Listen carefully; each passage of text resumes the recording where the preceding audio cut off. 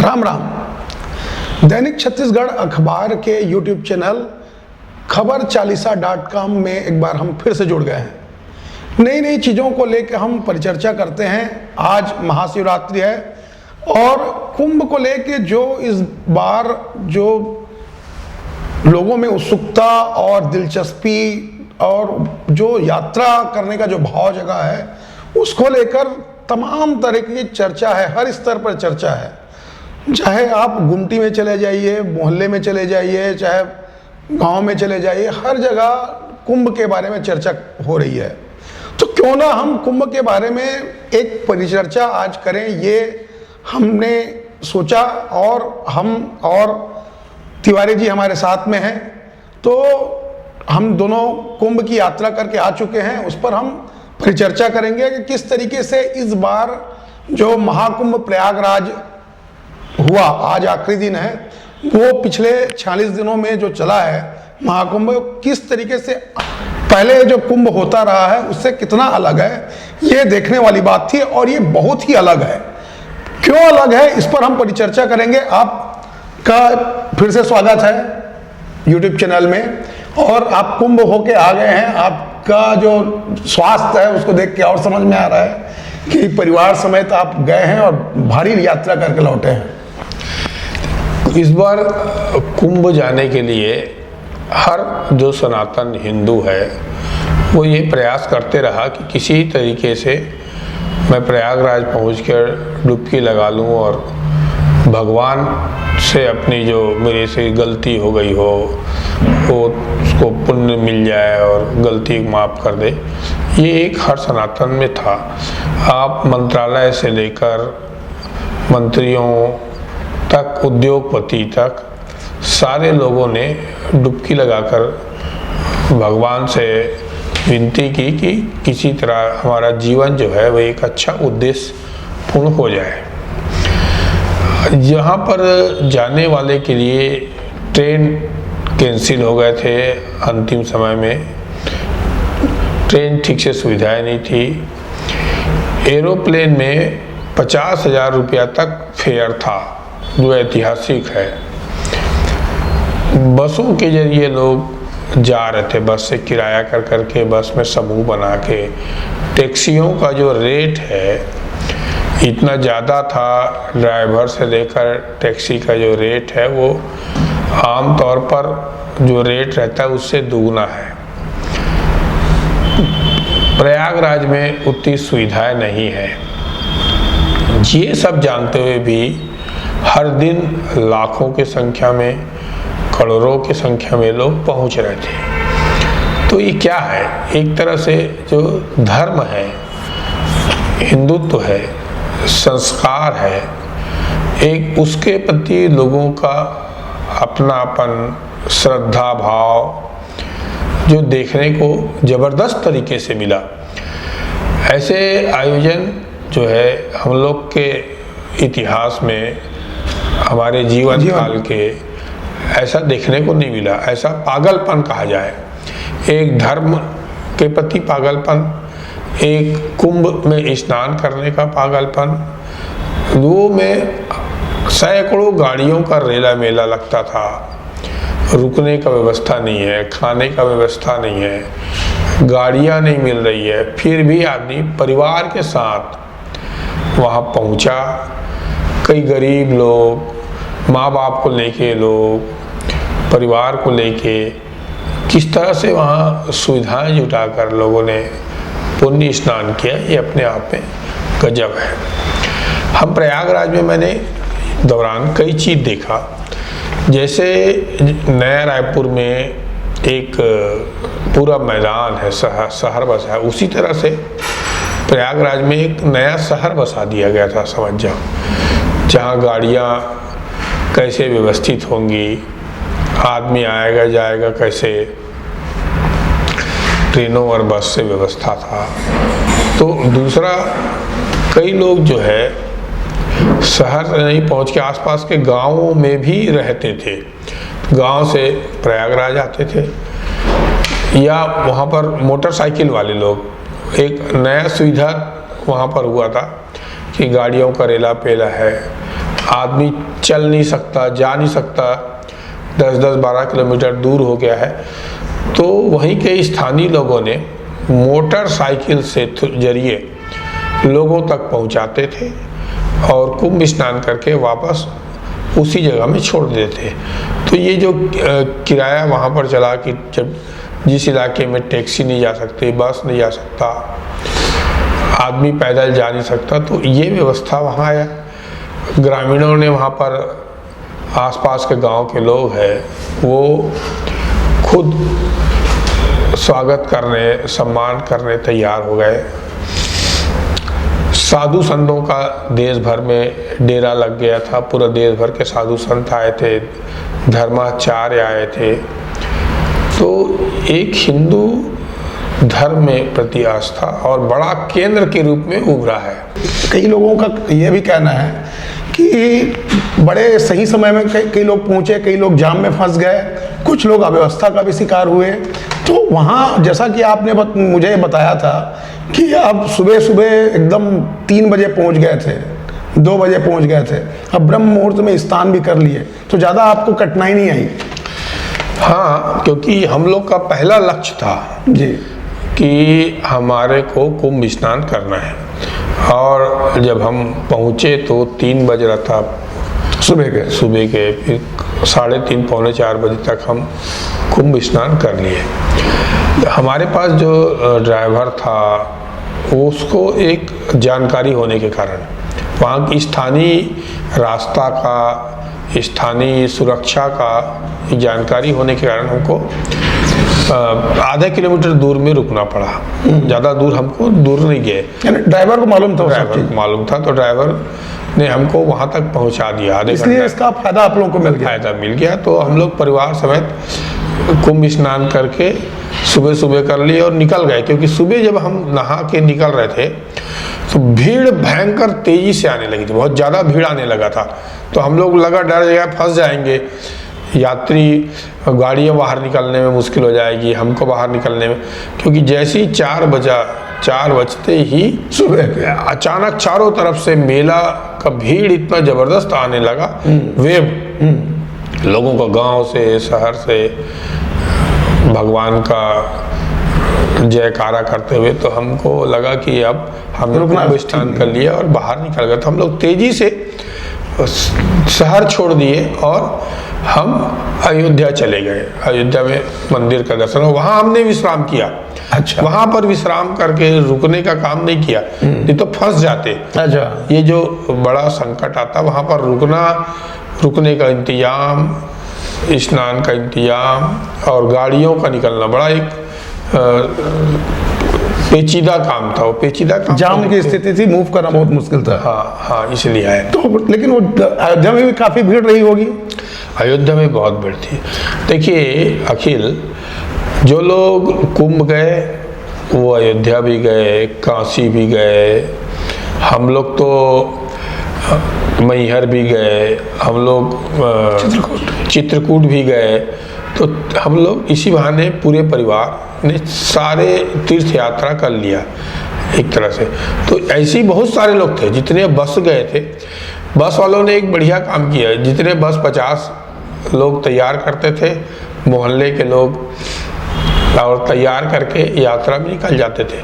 तो इस दौरान लोगों को जो किस्त में भी पैसा वाला प्लान बना कि भैया तू हमको भगवान दर्शन करा दे, हम तेरे किस्त में देंगे। तो बस वाले लोग ये भी प्रयोग किए, किस्त में पैसा लेंगे, आगामी 2-3-4 महीने तक पैसा लेते रहेंगे और डरा देंगे। तो इस समय ट्रेवल्स वाले खूब कमाए, ट्रेवल्स वाले, होटल वाले खूब कमाए हैं। मैं तो आपको बता रहा हूँ कि हम लोग प्रयागराज गए थे, वहाँ से 100 किलोमीटर पहले रीवा में हम लोग आकर रुके। रीवा में लगभग 1 बजे रात को पहुँचे और 1 बजे रात को पूरा रीवा फुल था। पूरा वहाँ के रीवा के जो होटल से सब पूरा फुल थे। हाँ, एक अखिल अच्छा बात बताया जी कि हम लोग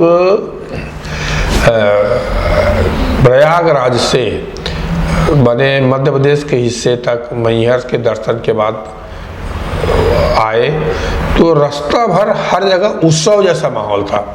पूरे होटल खुले थे, पान ठेला खुले थे, और जितने किराया कमरा चाहिए और रुके थे। जितने धार्मिक स्थल है वहाँ पर उत्सव मन रहा था पूरा।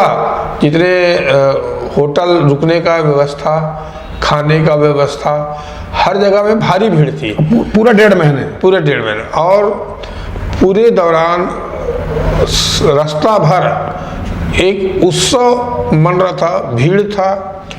भीड़ में हर कोई जाने वाला। कुंभ था, कुंभ के बाद बाकी जगह दर्शन किए। और आपको ये बता दें, मेरे को आश्चर्य लगा, बहुत दिन बाद देखा मैं तो, मंदिरों में भीड़ बहुत ज़्यादा थी। हर मंदिर में, जब हम चित्रकूट गए वहाँ इतनी भीड़, माने प्रयागराज से 400 किलोमीटर के आसपास के जितने मंदिरें थी, प्रसिद्ध मंदिर, उस सारी मंदिरों में भारी भीड़, श्रद्धालुओं का मेला लगा था। और एक तरह से पूरा धर्म जागरण उस इलाके में देखने को मिल रहा था। तो एक अजीब संयोग, अजीब स्थितियां मिली। ऐसा स्थितियां पहली बार मेरे को देखने मिला, और तो कभी देखा नहीं। हम कहीं जाते रहते हैं तो जाते जाते शहर दिख गया, गांव दिख गया, ये दिखता है। यहाँ हर जगह मेला लगा था। तो मेला अकेले प्रयागराज में नहीं था, हर धार्मिक यानी बड़े मंदिरों में, पर्यटन स्थलों में भारी भीड़ दिखा। कुल मिला के न केवल आध्यात्मिक बल्कि सामाजिक और आर्थिक रूप से भी एक अलग उफान था। हाँ, बिल्कुल सही कहा आपने कि अकेले धार्मिक आयोजन नहीं था। धर्म के बाद पर्यटन था, पर्यटन के बाद आस्था था, आस्था के बाद परिवार के संस्कार और परिवार के सोच और परिवार को एकजुटता के साथ अपने पुण्याई जीवन को पुण्याई आत्मा बनाना, एक तरह से अपने कर्तव्य के प्रति बोध, वो सारे चीज़ एक अद्भुत देखने को मिल रहा था। हम लोग तो जो यहाँ गए हैं तो रीवा के बाद जो भीड़, और मेरा ख्याल है कि जो सड़कों का जो जाल बिछा है मोदी सरकार आने के बाद, और सड़कें अच्छी बनी हैं, और उसके बाद जो ट्रेन में जो सुविधा नहीं रह गई है अब यात्रा करने की, क्योंकि भारी भीड़ थी, और उसके बाद लोग कार उठा के जो चले हैं, कार भी अब लोगों के पास एक की जगह 2 आ गई हैं, और सड़कों की जाल बिछ गई है। इसके कारण से लोग जो है परिवार समेत कार उठा के बिना टाइम देखे किसी भी समय कार से निकल लिए और पूरा परिवार समेत प्रयागराज गए हैं। अखिल, अब एक अच्छा बात तुमने कहा, बढ़िया बात है जी, कि मैं यूपी के बहुत सारे शहर गया, सभी मंदिरों में गया, आसपास के मध्य प्रदेश के सारे मंदिरों में गया। सारे जगह में, सारे शहर में एक चीज़ देखने को मिला कि शहर का निर्माण बड़ा तेज़ी से हो रहा है, फ्लाईओवर बहुत तेज़ी से बन रहे हैं, और कनेक्टिविटी मामले में आगामी 5 साल में भारत जो है विश्व का नंबर 1 बन सकता है। इसी स्थिति में जो गडकरी जी काम कर रहे हैं, और ख़ासकर जितने ऐतिहासिक स्थल हैं उसके आसपास, ऐतिहासिक धार्मिक स्थल, ऐतिहासिक पर्यटन स्थल में जो भीड़ आ रही है, उस भीड़ को बाहर निकालने का जो कैसे बाहर निकाल सकते हैं। अयोध्या में देखा मैंने, अयोध्या में इतने तेज़ी से काम चल रहे हैं, और कनेक्टिविटी जो भीड़ आ रही है, बहुत तेज़ी से भीड़ आ रही है इन मंदिरों में, उस तेज़ी से भीड़ को कैसे तेज़ी से बाहर निकाल दिया जाए, ताकि भीड़ का प्रबंधन, जो इस समय बड़ी मांग उठ रही है कि इन धार्मिक स्थलों में, रेलवे स्टेशनों में, इन जगहों में जो भीड़ आता है, लंबा चौड़ा भीड़ आ रहा है, उस भीड़ को कैसे सुरक्षित तरीके से बाहर निकल के लोग घर तक पहुंच पाए। तो भीड़ का जो प्रबंधन के लिए राष्ट्रीय राजमार्ग में जो काम कर रहा है आसपास, सभी प्रमुख शहरों के आसपास, वो बहुत ऐतिहासिक है। तो शहर आगामी 5 साल बाद पूरा देश के प्रमुख शहरों की जो स्थितियां हैं वो बदली हुई दिखेगी ऐतिहासिक तरीके से, खास करके उत्तर प्रदेश में। और उत्तर प्रदेश के साथ साथ जो धार्मिक स्थल हैं वहाँ पे टूरिज़्म का जो स्कोप है वो भयंकर तरीके से बढ़ा है, और ये टूरिज़्म का जो पर्यटन है, धार्मिक पर्यटन जो है वो लगातार बढ़ेगा, इसकी भी संभावना बढ़ गई है। बहुत सही बात है। हम लोग दोनों गांव के हैं, हम लोग गांव में देखते थे मेला लगता था, मेला, उस मेला में क्या है, अर्थव्यवस्था को भी बनता था, अर्थव्यवस्था का आदान प्रदान बड़ा केंद्र होता था मेला। इसी ही मेला जो है बड़ा अर्थव्यवस्था का केंद्र है। वहाँ होटल वाला, वहाँ सामान खरीदी करना है, इतने लोग सामान खरीदे हैं, वहाँ पर खाने का चीज़ें। तो इस तरह से जो आप दूसरा नज़रिए से देखेंगे तो कई हजार करोड़ रुपया यूपी में गया है। एक अनुमान है कि 2 लाख करोड़ रुपया लोगों के खर्च हुए हैं। अगर उसको मल्टीप्लाई कर दो एक आदमी से, मतलब 60 करोड़ गए हैं अभी तक अनुमान है आज आखिरी दिन है, तो 60 करोड़ मान लो एक आदमी के पीछे 5,000 खर्चा हुआ होगा, तो कितना पैसा होगा? 60 पंचे पैसा जो बाहर निकला और पैसे का बड़ा फ्लो देखने को मिला इससे, तो एक बड़ा बूम करेगा। अभी यूपी बिहार में यूपी के लोग हैं, मध्य प्रदेश के लोग हैं, या महाराष्ट्र के प्रमुख धार्मिक स्थल हैं, उन जगहों में देखोगे तो एक बड़ी भीड़ आ रही है। वो भीड़ के कारण जो है उस राज्य की अर्थव्यवस्था मजबूत हो रही है। देखा कि यहाँ से राजधानी रायपुर बोले या छत्तीसगढ़ से अब हम अगर उत्तर की ओर बढ़ेंगे यानी यूपी की ओर बढ़ेंगे तो हमको अमरकंटक जाना पड़ता था पहले, अमरकंटक से शहडोल जाना पड़ता था। उसके लिए एक ही रास्ता था, उसके लिए बिलासपुर जाना पड़ता था, फिर आप अचानक मार्ग से अमरकंटक होते हुए फिर शहडोल जाना पड़ता था। अब की स्थिति में मेरे को पहली बार पता चला, 25 साल पहले यही रास्ता था, अब ऐसे 2-3 रास्ते हो गए हैं। एक तो रतनपुर से केंदा केवची मार्ग हो गया और एक गौरेला मार्ग हो गया, अनूपपुर के लिए वेंकटनगर होते हुए जा रहे हैं। दूसरा, मैं अचंभा में पड़ गया कि जहां मैं कवर्धा जिला में मैं 5 साल पत्रकारिता किया हूं, वहां कोने कोने में मैं जाके गया, मैं वहां जाके फील्ड में रिपोर्टिंग किया, वहां इतना बढ़िया शहडोल के लिए रोड निकल गई है। अब पूरा इस शहडोल जाने के लिए आपको बता दूं कि महाराष्ट्र और छत्तीसगढ़ और उड़ीसा के लोग और तेलंगाना के लोग भी शहडोल के लिए पंडरिया वाला जो रोड है, पुष्पराजगढ़ पंडरिया रोड जो है, उसमें जा रहे हैं। ये एक नया रोड बन गया है। हम लोग उसी रास्ते से गए थे जी, पंडरिया होते हुए, जो मध्य प्रदेश के। कि ये जो कुंभ की यात्रा है, मैं पहली बार इलाहाबाद गया, प्रयागराज।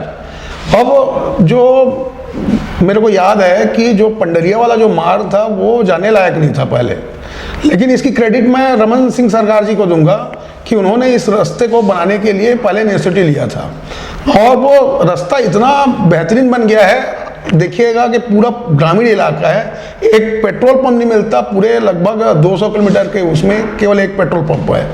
तो कुल मिला के वो जो रास्ता खुल गया, इधर अंबिकापुर से मिर्जापुर होते हुए हम प्रयागराज जा सकते हैं, कांसी जा सकते हैं, उत्तर की ओर जा सकते हैं। दूसरा, जो रतनपुर से गौरेला और इधर रतनपुर से केंदा केवची मार्ग, तो इस तरीके से देखें कि अपन 4 मार्ग खुल गया है। दूसरी तरफ से संपन्नता इस तरीके से बढ़ रही है लोगों में कि अपने खुद की जो वाहन है वो आने से लोग परिवार समेत निकल जाते हैं। तो ये जो धार्मिक यात्रा है, इस एक तरीके से टूरिज्म का एक नया मार्ग खोल दिया है। हाँ अखिल, देखो इसमें 2-3 बातें देखने को मिली। एक ये कि हम अभी तक दक्षिण के जो मंदिर हैं, मठ हैं, वहाँ पर उनकी ऐतिहासिक पृष्ठभूमि है, वहाँ बड़े बड़े इतिहास हैं और बहुत आस्था के केंद्र हैं, वहाँ जाते थे। मैं अभी जब कुंभ गया तो दक्षिण भारत से आने वालों की संख्या बहुत ज़्यादा थी। तो क्योंकि ऐसा माना जाता है कि दक्षिण के लोग धर्म भीरू हैं, तो धर्म संस्कार को अपना बनाए रखने के लिए, अपने अस्तित्व के लिए उनको बड़ा गर्व होता है। तो वो लोग की संख्या दक्षिण भारत के लोगों को देखने के लिए मिला, पहली बात। दूसरा ये है कि अभी मैं चारों बड़े धार्मिक स्थल गया, उसके बाद मुझे ये लगा कि अब छत्तीसगढ़ सरकार को भी, हमारे जो छत्तीसगढ़ के धार्मिक स्थल हैं, कई ऐसे धार्मिक स्थल हैं, कौशल्या माता मंदिर है, शिवजी नारायण है, माया मंदिर है, रतनपुर है, कुदगुल है, बस्तर के कई इलाके पर्यटन स्थल और कई धार्मिक स्थल हैं, गणेश मंदिर वहाँ के माने जाते हैं, ढोलकल पर्वत। हाँ, तो ऐसे जो है प्रमुख जगहों को सरकार को जो वातावरण देखते हुए वहाँ से आने के बाद मुझे लगा कि ऐसा वातावरण देखते हुए लग रहा है कि सरकार को इन जगहों पर के लिए विशेष कार्य योजना बनाकर काम करना चाहिए। छत्तीसगढ़ प्राकृतिक संसाधनों से भरा है। छत्तीसगढ़ में भगवान राम यहाँ भी आए थे, उनके मार्ग जो गमन है उसको काम करने की दिशा में काम कर रहे हैं, तो उस काम को गति लाना चाहिए। ये अगर काम करेंगे तो एक बेहतर वातावरण छत्तीसगढ़ में बनेगा। मेरे को वहाँ बोल रहे थे कि आप राम जी के ममियारू गांव से आए हैं ऐसा करके, मतलब उस समय भूपेश सरकार में राम वन गमन मार्ग का काम हुआ था, लेकिन वो भी एकदम बंद हो गया है। हाँ, तो वही तो बोल रहा हूँ कि जिस तरह से ऐतिहासिक हमारे पुरातत्व की जगह बहुत सारे पड़े हैं यहाँ पर छत्तीसगढ़ में, उनके ऐतिहासिक दस्तावेजों को संवारने का काम और बढ़ाने का काम अगर किया गया तो छत्तीसगढ़ भी एक देश दुनिया के नक्शे में आ जाएगा। हाँ, नक्शे में आ जाए। दूसरा ये बात बोल रहा हूँ कि मुझे ये लगा कुंभ जाने के बाद जो मध्यम वर्गीय आदमी है उसमें परचेसिंग पावर आ गया है, आस्था तो है ही है, विश्वास है, वो जो है भगवान के मंदिरों में, पर्यटन स्थलों में, आस्था के केंद्रों की जगह में निकल रहा है, जा रहा है। तो एक एक अर्थव्यवस्था के हिसाब से, सामाजिक समीकरणों के हिसाब से एक अच्छा संकेत भी दिखा मेरे को। जो लोग बसों में भर भर के, ट्रकों में भर के गए थे, जिस तरह से ट्रेन और बस में पैसा वाले जो है माने जाते पैसा वाले, बताइए 50,000 रुपया जो एरोप्लेन के टिकट है उसमें जाने के लिए पागलपन थे। तो वो पागलपन जो है एरोप्लेन में जाने वाला 50,000 टिकट देकर उसके पास भी था, और एक गरीब और मध्यम वर्गीय जो आदमी है उसके बीच भी था कि किसी तरह कुंभ पहुंचकर मैं स्नान कर लूं। तो एक जो ऐसा माना जाता है कि हिंदू धर्म या हिंदुत्व बहुत रेगुलर, विनम्र, सरल, सौम्य ये रहता है, मगर इसमें जो एक पूठ है दृढ़ इच्छा शक्ति का, कट्टरता का, इसमें ये एक नया चीज देखने को मेरे को यात्रा में इसमें जो मल्लिकार्जुन खड़गे जी ने बोला कि कुंभ में डुबकी लगाने से गरीबी नहीं जाएगी करके, तो एक प्रकार से ये बड़ा विरोधाभासी वाली बात हो गई कि कुंभ के कारण से कितना अर्थव्यवस्था को बूम मिला है, कितना ग्रोथ मिला है। नहीं, ये सही है कि पूरे अर्थव्यवस्था को बूम हुआ है, एक बात, मगर मेरे को लगता है कि कांग्रेस के नेताओं को कब क्या बोलना है इस चीज का उनको होश नहीं है, इसीलिए कांग्रेस की स्थिति खराब हो रही है। अभी जब लोगों में देख रहे हैं आप कि इतना सुखद अवसर मानकर जब पूरी भीड़ लगी हुई है जाने के लिए, तब आप उस कुंभ के खिलाफ क्यों कर रहे हैं? ये होना चाहिए, मगर उससे उसको जोड़ना, एक तरह से जो आरोप भाजपा लगाती है कि सनातन विरोधी है वो पुष्ट हो जाएगा। तो इन नेताओं को इन चीजों से बच के रहना चाहिए। ये तो लेफ्ट लिबरल जो एजेंडा है उसके तहत उन्होंने कहा था, लेकिन अब देखिए कि विदेश में लगातार जो है राष्ट्रवादी जो पार्टी है वो भी जीत रही है। बहुत सही कहा आपने। ये जर्मनी में भी अभी राष्ट्रवादी, और अयोध्या के मंदिर में जो भीड़ मैंने देखा, जो ऐतिहासिक भीड़ वहाँ से आ रही है, और इसी तरह से अन्य धार्मिक स्थलों में जाने के लिए रास्ते नहीं थे, जाने के लिए सारे रास्ते बंद थे, उसके बावजूद भी लोग पहुंचने के लिए उतावले थे। एक नया चीज पूरा देखने को मिला है। कुल मिला के जो मंदिर इकोसिस्टम है वो बिल्कुल अपने उफान पर है, और जिस तरीके से लोग जो है जो धार्मिक आस्था को लेके यात्रा कर रहे हैं, उससे अर्थव्यवस्था को जो फायदा मिल रहा है वो अपने आप में बड़ी बात है। क्योंकि एक तरीके से लेफ्ट लिबरल जो पार्टियां हैं वो उनका कहना है कि धर्म से गरीबी नहीं जाएगी, ये भी उनका जो कहना है, कथन है, वो भी गलत साबित हो रहा है इस मंदिर इकोसिस्टम में। दूसरी बात मैं यह भी बता दूं कि कुंभ जो है एक खगोलीय घटना है। जो बृहस्पति ग्रह है और सूर्य जो है, ये दोनों प्लैनेट जो है अलग अलग राशियों में आती हैं। जैसे बृहस्पति जो है वृषभ राशि में आता है और सूर्य जो है वो मकर राशि में आता है, संचरण करता है। इसके बाद अभी कुंभ राशि में सूर्य संचरण कर रहा है और महाशिवरात्रि आज कुंभ का समापन है। तो एक तरीके से जो प्लेनेट का जो सर्कल है, जो उसका जो चक्कर है, घूर्णन गति है, वो भी हजारों वर्षों पहले हमारे ऋषि मुनियों को ज्ञात था। जैसे कि बृहस्पति की जो पूरा एक सर्कल जो है, पूरा एक चक्कर जो है 12 साल में पूरी होती है, वैसी जो सूर्य का जो एक चक्कर है वो पूरा एक साल में हर महीने अलग अलग होता है। इस कुंभ मेले के बाद ऐसा माना जा रहा है कि पर्यटन को लेकर भारत में एक नया उत्साह देखने को मिलेगा जो अर्थव्यवस्था को बूम करेगा। और न केवल हम छत्तीसगढ़ की बात करते हैं तो छत्तीसगढ़ में भी जो है सड़कों का जाल बिछ गया है, लोग जो है कार उठा रहे हैं और तेजी से जा रहे हैं। हमारे वरिष्ठ पत्रकार तिवारी जी का कहना है कि छत्तीसगढ़ के जो मंदिर हैं, जो दूर दराज के मंदिर हैं, वहाँ जो मंदिर का इकोसिस्टम है, यानी सड़क का नेटवर्क है या वहाँ रुकने ठहरने या भोजन की व्यवस्था है, इसको लेकर भी सरकार को ध्यान देना चाहिए, यह उनका कहना है। अभी यहीं पर राम राम।